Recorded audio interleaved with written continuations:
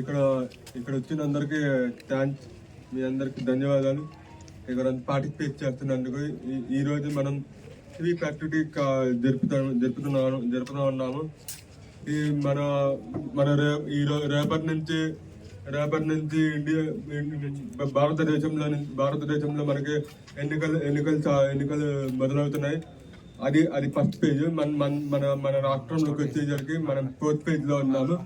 అది మే 13 తారీఖుకి మనం ఓట్ అయిపోతున్నాము. మొత్తం రాష్ట్రం అంతా ఆ రోజు ఓట్ అవుతున్నాము.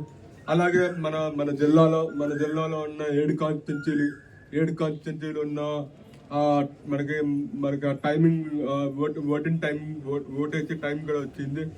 ఆ ఓట్ టైమింగ్ ఏంటంటే పొద్దున్న 7 గంటల నుంచి సాయంత్రం 6 గంటల వరకు ఓట్ అయితే మీకు అభిప్రాయం ఉంది, మీకు ఆ ఛాన్స్ ఉంది. సో మీకు ఎటువంటి మీ పోలింగ్ స్టేషన్లో మీ దగ్గర ఉన్న పోలింగ్ స్టేషన్ దగ్గరికి వెళ్ళి ఓట్ వేయచ్చు.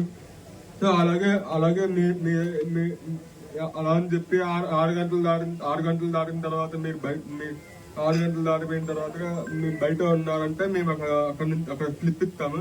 ఆ స్లిప్ లో కూడా మీ ఓటింగ్ చేసే అవకాశం కూడా ఉంది. కానీ 6 గంటలు దాటిన తర్వాత వాళ్ళకి ఓటేయడం వీలు లేదు, ఎందుకంటే ఎలక్షన్ గైడ్ లైన్స్ ప్రకారం.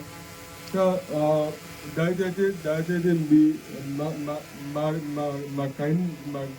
మాకు వచ్చే ఎక్స్పెక్టేషన్స్ ఏంటంటే మీ దగ్గర నుంచి ప్రతి పోలింగ్ స్టేషన్లో మీకు 100% ఓటింగ్ టర్న్అవుట్ ఉండాలి. 100% ఓటింగ్ టర్న్అవుట్ ఉండాలి. ఎందుకంటే ఇది అందరం మన బాధ్యత.